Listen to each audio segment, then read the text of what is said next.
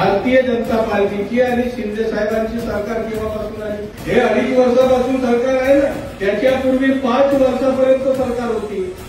मग 2.5 वर्षापूर्वी लाडली लेक म्हणून का नाही आणलं? काय हरकत नाही, आमच्या बहिणीच्या खात्यात पैसे आले पाहिजे, पण मग लाडला भाव कुठे जाईल?